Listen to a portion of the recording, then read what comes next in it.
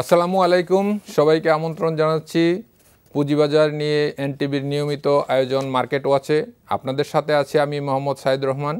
আমাদের সাথে আলোচনার জন্য স্টুডিওতে উপস্থিত হয়েছেন ডক্টর মিজানুর রহমান, ঢাকা বিশ্ববিদ্যালয়ের শিক্ষক, জনাব শফিকুল আলম এফসিএমএ।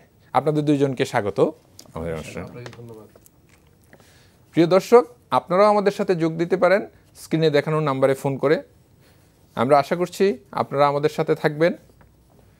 জনাব মিজানুর রহমান, আপনাকে দিয়ে আমরা আজকে শুরু করতে চাই আজকের আলোচনা। এর আগেও আপনি এই অনুষ্ঠানে এসেছেন, অনেক মূল্যবান মতামত দিয়েছেন। বর্তমান বাজারকে আপনি কীভাবে, বর্তমান বাজার পরিস্থিতি যে আছে আমাদের পুঁজিবাজার, সেটাকে কীভাবে আপনি দেখছেন বা কীভাবে মূল্যায়ন করছেন বর্তমান অবস্থাটাকে? ধন্যবাদ আপনাকে।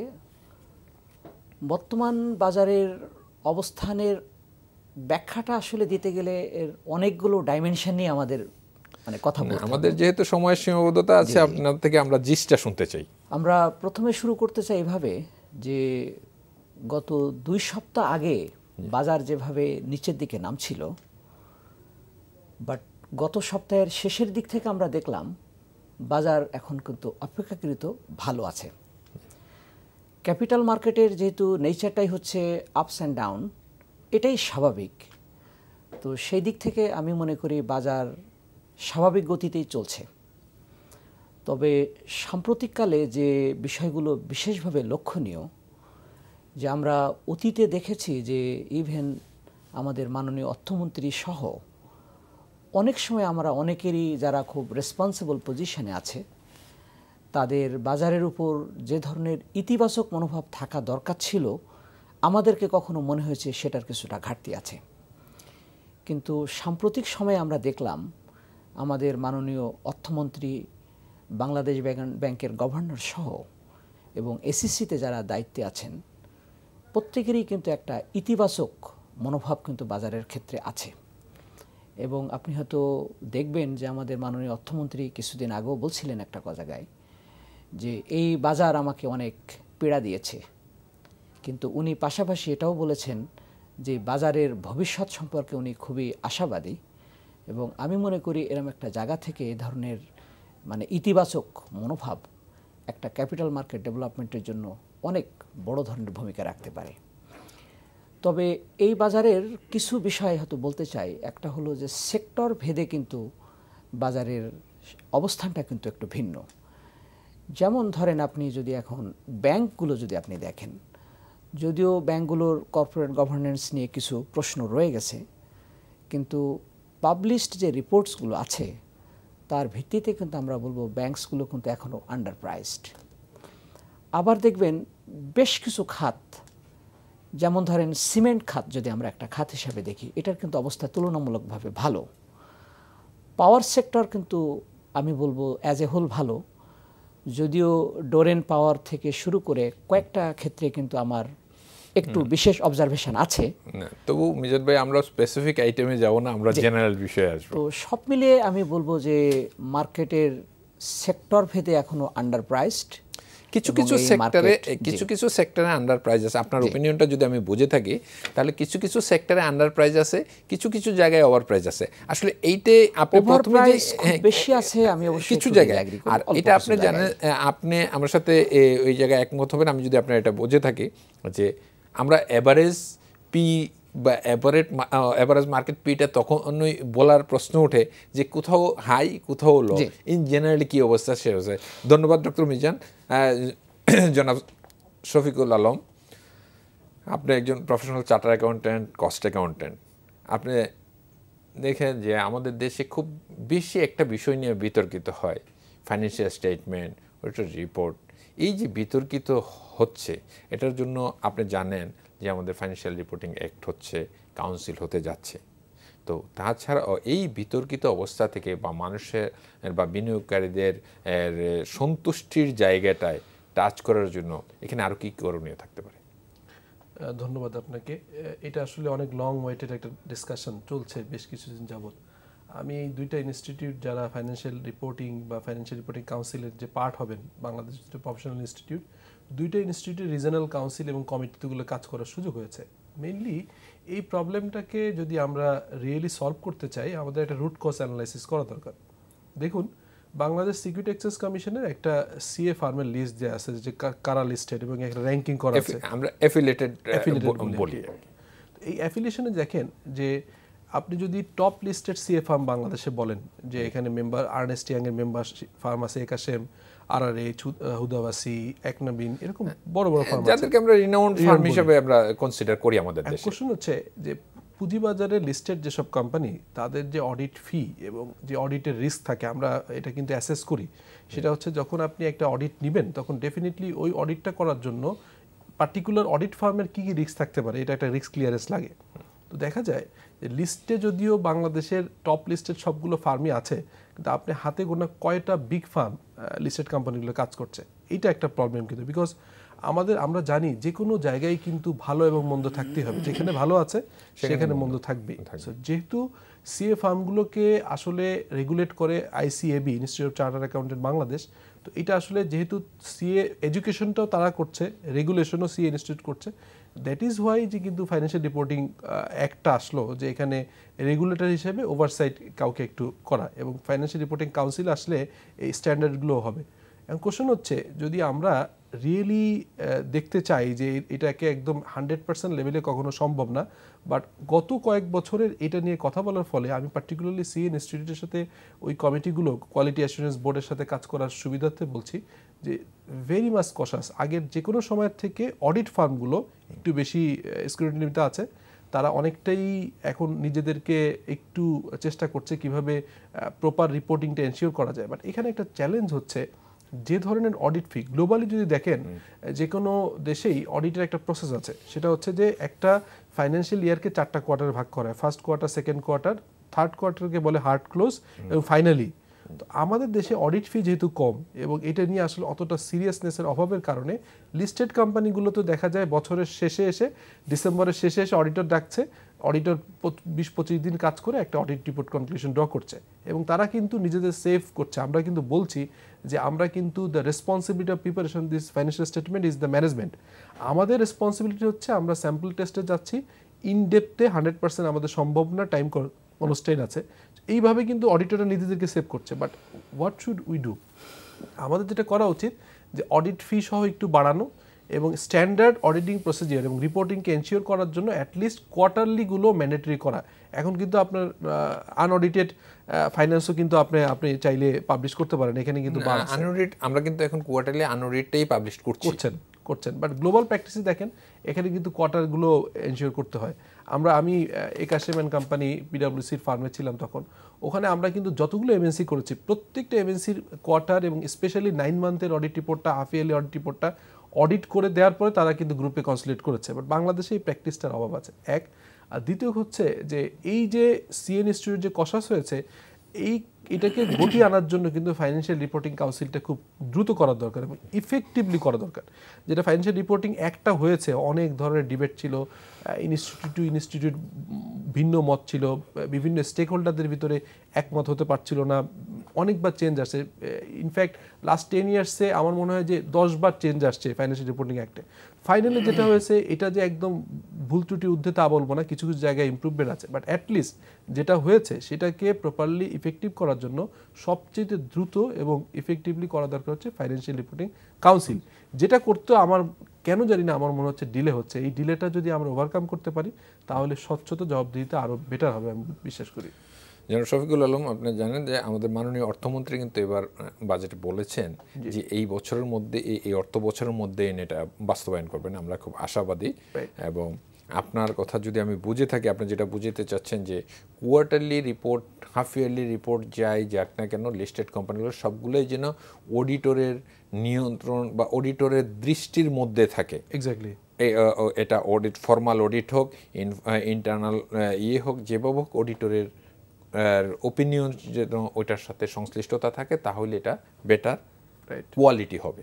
ডক্টর মিজান, আপনি তো শফিক সাহেবের বক্তব্য শুনলেন, এই বিষয়টাকে আপনার আরও এনরিচ করার জন্য আপনার কি রিকমেন্ডেশন? যে আমি ওনার সাথে একমত, তবে আমার কিছু অবজারভেশন আছে। যেমন একটা হলো, ক্যাপিটাল মার্কেটকে যদি আরও গ্রো করতে হয়, ডেভেলপ করাতে হয়, তাহলে আমাদের ফাইন্যান্সিয়াল রিপোর্টিং সিস্টেমটাকে আরেকটু ট্রান্সপারেন্ট করা দরকার। যদিও আমাদের ফাইন্যান্সিয়াল রিপোর্টিং অ্যাক্ট 2015 হয়েছে, কিন্তু এর পূর্ণ বাস্তবায়ন কিন্তু এখনও হয়নি। এবং একই সাথে ফাইন্যান্সিয়াল রিপোর্টিং কাউন্সিল যেটা কিন্তু এই বছর অর্থ বছরের ভিতরে কিন্তু ইমপ্লিমেন্টেড হওয়ার কথা, যদিও মাননীয় অর্থমন্ত্রী আমাদের বলেছেন যে এটা আমরা বাস্তবায়ন করব এবং এটা ইমপ্লিমেন্টেড করব, এখন আমাদের হয়তো ওয়েট করতে হবে। তবে কয়েকটা জিনিস লক্ষণীয়, যে অনেকগুলো কোম্পানি আপনি দেখবেন যে তাদের ফার্স্ট কোয়ার্টারে একরকম বলছে, সেকেন্ড কোয়ার্টারে আর এক রকম বলছে। আবার অতীতে আমরা দেখেছি যে অনেকগুলো আইপিও এসেছে, সেগুলো কিন্তু ডেফিনেটলি অডিটেড এবং তার ভিত্তিতে ইস্যু ম্যানেজারগুলো তারা সেভাবে রিপোর্ট দিয়েছে, ডিএসসির একটা কমেন্ট হয়তো ছিল, তারপরে কিন্তু এসএসসি সেটার ভিত্তিতে তারা ফাইনাল অ্যাপ্রুভালটা দিয়েছে। কিন্তু বাস্তবতা হচ্ছে এই যে অনেক রিপোর্টিংয়ের ভিতর কিন্তু অনেক ধরনের অ্যানামলি ছিল, সেটা কিন্তু পরবর্তীতে কোনো না কোনোভাবে প্রতিমান হয়েছে। সেজন্য আমি মনে করি যে ক্যাপিটাল মার্কেটের গ্রোথটাকে যদি সাস্টেইন করতে হয়, তাহলে অবশ্যই এই জায়গাতে খুব বেশি গুরুত্ব দেওয়া দরকার। কারণ যারা সাধারণ বিনিয়োগকারী তারা কিন্তু অনেক তথ্য জানে না, তারা পাবলিশড যে ইনফরমেশান শুধুমাত্র সেটার ভিত্তিতেই কিন্তু তারা বিনিয়োগ সিদ্ধান্ত নিয়ে থাকে। এখন তারা যদি বুঝতে পারে যে তথ্যটা কোম্পানি পাবলিশ করেছে, হোয়াট এভার ইট ইজ, এটা হাফ ইয়ারলি, কোয়ার্টারলি বা অ্যানুয়ালি যেটাই হোক না কেন, it is fine and it is authenticated, তাহলে কিন্তু তাদেরও যেমন বিনিয়োগের ক্ষেত্রে উৎসাহটা বাড়বে, একইভাবে তাদের এখান থেকে কিন্তু মানে লস করার সম্ভাবনাটা কিন্তু তাদের অনেক কম থাকবে। এবং তাদের যদি কনফিডেন্সটা যদি আমরা এখানে যদি আনতে পারি বা আস্থাটা যদি আমরা ফিরিয়ে আনতে পারি, তাহলে এই মার্কেটে কিন্তু আরও বহু বিনিয়োগ কিন্তু এখানে আসবে। কারণ একটা জিনিস আপনি দেখেছেন, এখনও কিন্তু বেশিরভাগ ব্যাঙ্কগুলোতে কিন্তু আইডল মানি কিন্তু বসে আছে, কিন্তু আসলে ব্যাংকের যে ডিপোজিট রেট সেটাও কিন্তু অনেক কম। এই টাকাগুলো কিন্তু এই মার্কেটে আসা উচিত। এবং এই মুহূর্তে যেহেতু দেশের অর্থনৈতিক প্যারামিটারগুলো তুলনামূলকভাবে ভালো এবং ক্যাপিটাল মার্কেটের সাথে যে সমস্ত কর্তৃপক্ষ আছে তাদের যেহেতু একটা ইতিবাচক মনোভাব ইতিমধ্যেই কোনো না কোনোভাবে প্রতিফলিত হয়েছে, সেক্ষেত্রে এই ফাইন্যান্সিয়াল রিপোর্টিংয়ের জায়গাগুলো যদি আমরা খুব স্বচ্ছ করতে পারতাম, তাহলে কিন্তু আমি মনে করি অনেক টাকা কিন্তু এখানে আসতো, বিনিয়োগকারীদের আস্থাটা আর একটু বাড়তো, ফলে এই মার্কেটটা গ্রো করতো এবং এর ফলশ্রুতিতে একটা দেশের অর্থনৈতিক সামগ্রিক উন্নয়ন হতে পারত।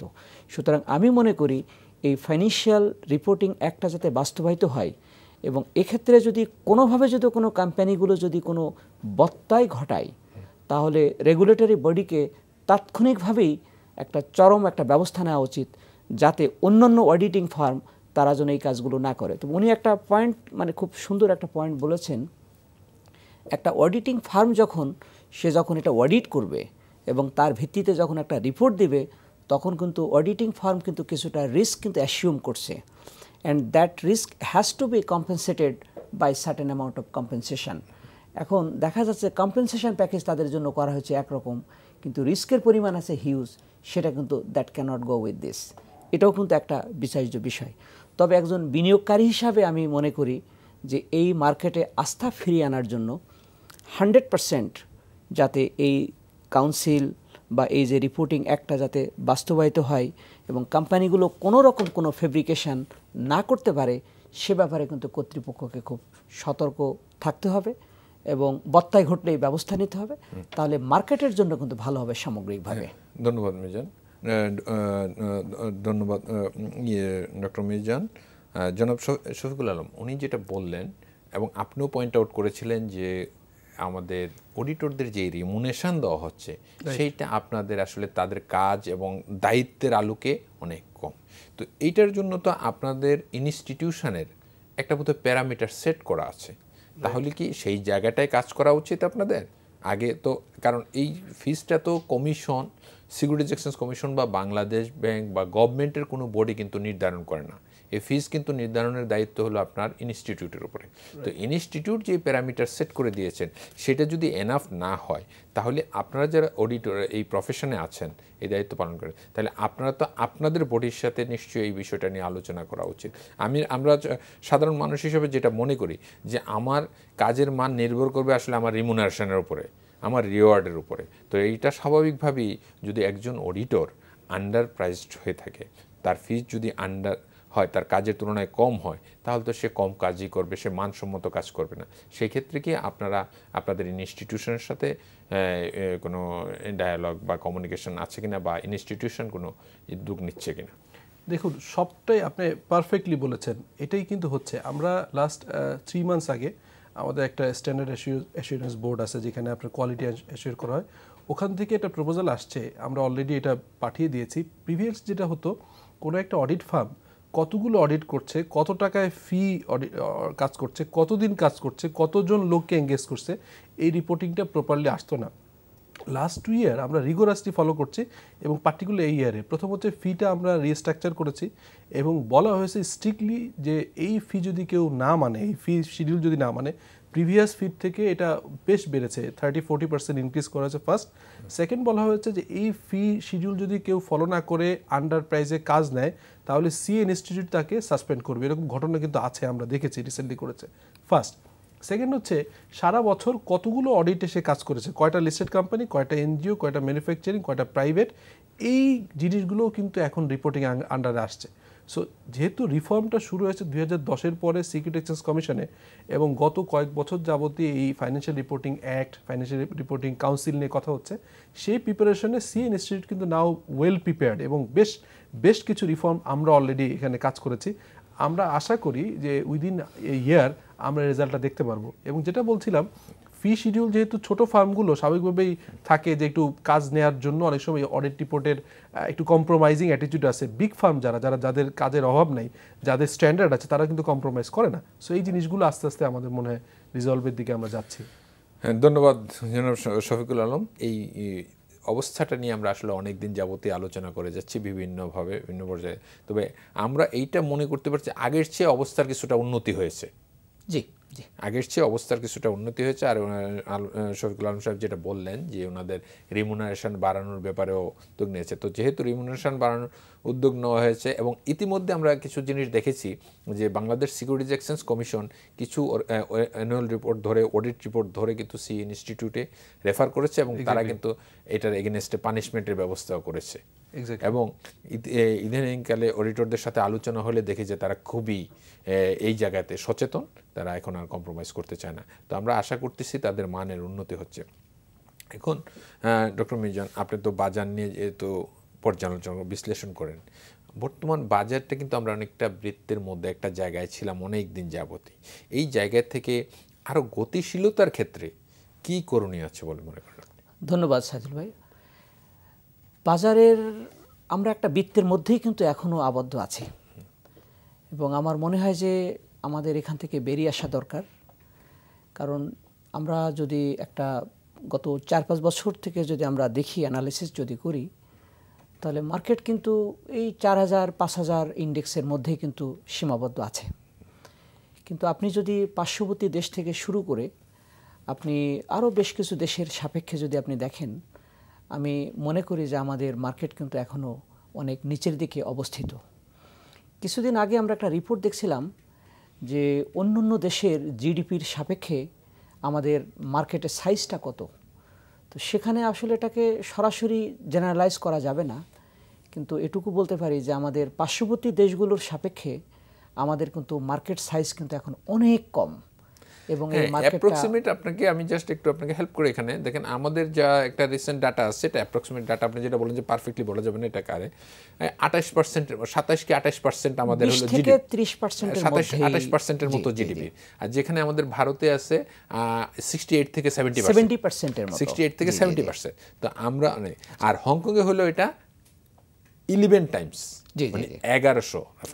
তো যেটা বলছিলাম, আমাদের মার্কেটের বেশ কিছু দিক বোধহয় এখন ডেভেলপ করার সুযোগ আছে। যেমন একটা হচ্ছে যে মাল্টিন্যাশনাল কোম্পানিগুলোকে যেভাবে হোক তাদেরকে বুঝিয়ে হোক, অথবা কিছুটা হলেও প্রেশারাইজ করে হোক, এই মার্কেটে আসা দরকার। তাহলে মার্কেটের উপর কনফিডেন্সটা কিন্তু সাধারণ লোকের অনেক বাড়বে। আমরা ইতিপূর্বে কিন্তু দেখেছি যে সমস্ত কোম্পানিগুলোর আসলে এই মার্কেটে আসা উচিত না, সেগুলো এসেছে। ভালো কোম্পানির সংখ্যাটা কিন্তু এই মার্কেটে এসেছে আসলে কম। এটা আমি মনে করি কিছুটা হলেও আমাদের ব্যর্থতা আছে। তবে ওইটার দিকে না তাকিয়ে এখন যেটা করা উচিত, মাল্টিন্যাশনাল কোম্পানিগুলো যাতে এই মার্কেটে আসে সে ব্যাপারে আমাদের পদক্ষেপ নেওয়া দরকার, নাম্বার 1। নাম্বার 2 হচ্ছে যে এখন কিন্তু এই মার্কেটে একটা বড় একটা হেডেক হচ্ছে নেগেটিভ ইকুইটিগুলো, এবং আপনি দেখবেন যে ব্রোকারেজ হাউসগুলো বা মার্চেন্ট ব্যাংকগুলো যারা মার্জিন লোন দিয়েছিলেন সেক্ষেত্রে কিন্তু তারা একটা কিছুটা হলেও কিন্তু তাদের এখনো পেইন দিচ্ছে, হ্যাঁ কিছুটা প্রেশার আছে যাদের কাছে নেগেটিভ ইকুইটি আছে। সেক্ষেত্রে আমার মনে হয় যে অনেক আগে যখন ফোর্স সেল বন্ধ করে দেওয়া হয়েছিল, যার প্রেক্ষিতে হয়তো ওই সময় তাদের ক্ষতটা হয়তো অতটা আঘাত করে নাই, কিন্তু লং টার্মের জন্য কিন্তু এটা আমাদের ক্ষতি হয়েছে, কারণ এই দীর্ঘ সময়ে সুদগুলো দিয়ে নেগেটিভ ইকুইটি তা বেড়েছে। এখন আমি মনে করি এই জায়গা থেকে বেরিয়ে আসার জন্য আপনার merchant bank, brokerage house, DAC, CAC, মাননীয় অর্থ মন্ত্রণালয়ের যে মিনিস্ট্রি যেটা আছে, সবাইকে সম্মিলিতভাবে একটা মডাস অপারেন্ডি বের করতে হবে এবং একটা ফান্ড দিয়ে এই জায়গাগুলোকে কিভাবে সাবসিডাইজ করা যায় যাতে লং টার্মের জন্য এর লেগাসিটা যাতে আর ন্যায়কারী করতে হয়, সেটা কিন্তু একটা বিষয় আমি মনে করি চিন্তা করার বিষয় আছে। আর একটা বিষয় যেটা আমরা বললাম যে মার্কেটের যে মাঝে মধ্যে কনফিডেন্সটা যে থাকে না, এবং তার অন্যতম কারণ হচ্ছে যে তাদের যে ফাইন্যান্সিয়াল রিপোর্টিং সিস্টেমের যে ট্রান্সপারেন্সির ঘাটতি, যদিও এটা ক্রমান্বয়ে বেড়ে যাচ্ছে, এটাকে আরও একটু বেশি যাতে গুরুত্ব দেওয়া যায় সেটাও দেখতে হবে।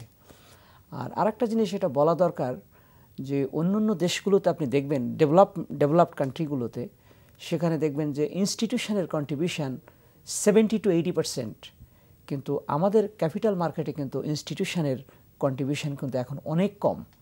তো সেক্ষেত্রে যাতে ইনস্টিটিউশনগুলো, মার্চেন্ট ব্যাংকগুলো যাতে খুব অ্যাক্টিভলি অপারেট করে। এখন আপনি যদি দেখেন যে আইসিবি একটা ভালো রোল প্লে করছে, কিন্তু আইসিবি ছাড়াও কিন্তু অনেকগুলো ফাইন্যান্সিয়াল ইনস্টিটিউশন এই মার্কেটে কিন্তু আরও অ্যাক্টিভ রোল প্লে করতে পারে। আর একটা জিনিস এখানে বলা দরকার, এই জায়গায় একটু সাপ্লিমেন্ট করি যে আপনারা জানেন যে আমাদের ব্যাংকিং অ্যাক্ট পরিবর্তন বা সংশোধনের কারণে আমাদের ক্যাপিটাল মার্কেটে এক্সপোজারের ক্ষেত্রে কিন্তু একটা লিমিটেশন চলে আসছে, যার কারণে আপনারা জানেন যে আমরা গত 1 বছর যাবৎ বিভিন্ন স্টেক হোল্ডারদের সাথে আলাপ আলোচনা করে আমরা ফোর্স সেল করে সমন্বয়ের জায়গাটাকে অল্টারনেটিভ ওয়েতে সমন্বয়ের একটা ব্যবস্থা করেছি বাজার, যেটা খুব ইতিবাচক একটা প্রভাব ফেলেছে। তবে এখনও বাজারে আপনি একটু আগে বলতেছিলেন যে ব্যাঙ্কগুলোতে আইডিয়াল মানি আছে এবং লো এফডিআর এর রেটও অনেক লো, সেই ক্ষেত্রে পুঁজিবাজার এবং সারা পৃথিবীতে এটা স্বীকৃত যে ব্যাংকের ইন্টারেস্ট রেট যখন ডিক্লাইন করে তখন পুঁজিবাজার গতিশীল হয়। কিন্তু আমাদের এখানে আনফর্চুনেটলি একটা সিচুয়েশন হয়েছে এরকম, আইনগত সীমাবদ্ধতার কারণে আমাদের বাজারে কিন্তু অর্থের সাপ্লাইটা অনেক কম। ইতিমধ্যে আপনি দেখবেন যে বাংলাদেশ সিকিউরিটিজ এক্সচেঞ্জ কমিশন কিন্তু বাজারকে গতিশীল ভাইব্রেন্ট করার জন্য বা ট্রান্সপারেন্ট করার জন্য অনেকগুলো পদক্ষেপ নিয়েছে। আমাদের মাননীয় অর্থমন্ত্রী কিন্তু গত সপ্তাহে একটা সেমিনারে উনি কিন্তু অত্যন্ত ইতিবাচক আশা ব্যক্ত করেছেন এই পুঁজিবাজারকে নিয়ে, জাস্ট গত সপ্তাহেও।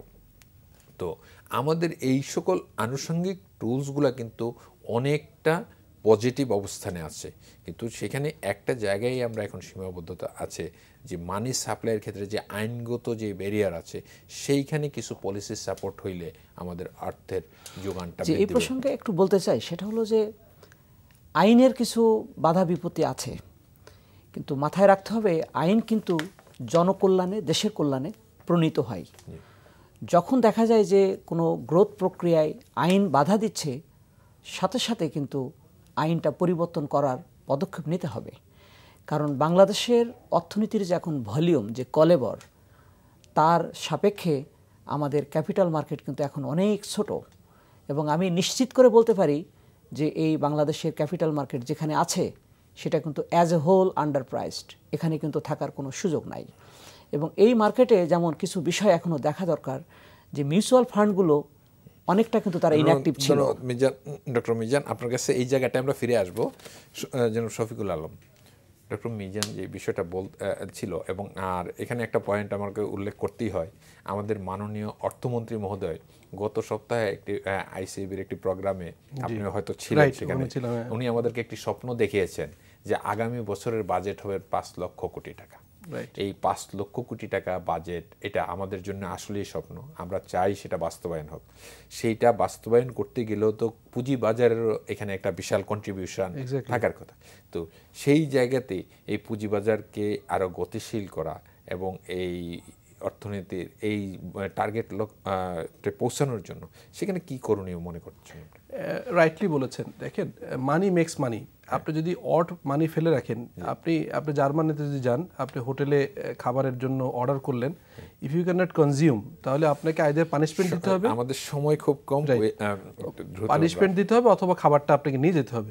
সো এখানে যে ব্যাংকিং সার্কেলে এবং ব্যাংকিং যে অড টাকা পড়ে আছে, দেখুন যখন 10% অফ লাইবিলিটি ছিল, এটাকে চেঞ্জ করা হলো বিকজ 2010 একটা বাবলের কথা বলা হচ্ছিল, এটাকে 25% অফ ইকুইটি করা হলো। এখন দেখেন, যখন সারপ্লাস মানি আছে, স্টক মার্কেট ইজ গ্রোয়িং, মানুষের আস্থা ফিরে আসছে, তাহলে এখন কেন আবার অ্যাটলিস্ট 10% না হোক ইকুইটির 40% করা যেতে পারে? এটার উদাহরণ অনেকে আছে, অথবা ভারতে আছে, অথবা যদি আপনি 5% অফ লাইবিলিটি করেন, ইট ক্যান বি 7, 8, 10। মানে এখানে এটা একটু রিকনসিডারেশনে নেওয়া দরকার, রাইট? কারণ আপনি যদি মানির সাপ্লাইটা বাড়ে, এখানে 5 লাখ কোটি টাকার যদি আপনি ন্যাশনাল বাজেট ডিক্লেয়ার করতে হয়, তাহলে ডেফিনেটলি আপনার যেসব মানিগুলো এখন অড পড়ে আছে, এটা সার্কুলেশন বাড়াতে হবে। সকল এরিয়াতেই আসলে ডাবল দরকার, রাইট, ডাবল গতিশীলতা, রাইট। আমাদের সময় প্রায় শেষ পর্যায়ে, আপনি বিনিয়োগকারীদের জন্য কি পরামর্শ থাকছে আপনার? বিনিয়োগকারীদের জন্য আসলে গত 2-3 বছর যাবত আমরা মিডিয়াতে যে কথাগুলো বলে আসছিলাম, খুব আস্থার সাথেই বলছিলাম যে মার্কেট কিন্তু সবসময় একরকম থাকবে না, বাজারের গতিতেই উঠবে এবং নামবে। এবং সেই কারণে বলবো যে খারাপ সময়টা আমরা পার হয়ে আসছি, রেগুলেটর আন্তরিক, গভর্নমেন্ট আন্তরিক, এখন যদি আমাদের যারা ইনভেস্টর তাদের যদি প্রপার রিয়াকশনটা এখন করতে পারি, আমাদের আস্থার সাথে ভালো মন্দ বুঝে যদি লং টার্ম অ্যাপ্রোচ এবং মিড টার্ম অ্যাপ্রোচে আমরা ইনভেস্ট করতে পারি, ইনশাআল্লাহ আমার মনে হয় এই মার্কেট সাস্টেইন করবে। ডক্টর মিজান, 30 সেকেন্ডে আপনি বিনিয়োগকারীদের জন্য। প্রথম হচ্ছে যে বিনিয়োগকারীরা যখন এখানে বিনিয়োগ করবে, তারা অবশ্যই কোম্পানির ফ্যাক্টস ফিগার্সগুলো আগে দেখবে এবং তার ভিত্তিতে তারা বিনিয়োগ করবে। এবং তাদের একটা মেন্টালিটি থাকা দরকার যে 1-2 দিন বা শর্ট টার্মের জন্য যেন তারা বিনিয়োগ না করে, তারা যেন মোটামুটি একটা লং টার্মের জন্য যেন এই মার্কেটে তারা ঢুকে এবং তারা দেখে শুনে যেন কোন কোম্পানিতে বিনিয়োগ করা উচিত, এই বিষয়গুলো যদি তারা আসে। ধন্যবাদ ডক্টর মিজান। হ্যাঁ ডক্টর সুমন, প্রিয় দর্শক, আমাদের সময় প্রায় শেষ।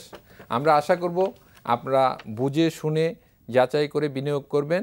আপনারা ইন্ডিভিজুয়াল লেভেলে বুঝে শুনে না বিনিয়োগ করলে ক্ষতিগ্রস্ত হতে পারে। আমরা চাই আমাদের বিনিয়োগকারীরা লাভবান হোক, ভালো থাকুক, এই প্রত্যাশায় বিদায় নিচ্ছি। আগামী দিন আবারও দেখা হবে অন্য কোনো অতিথির সাথে। ততক্ষণ আপনারা ভালো থাকুন। ধন্যবাদ সবাইকে।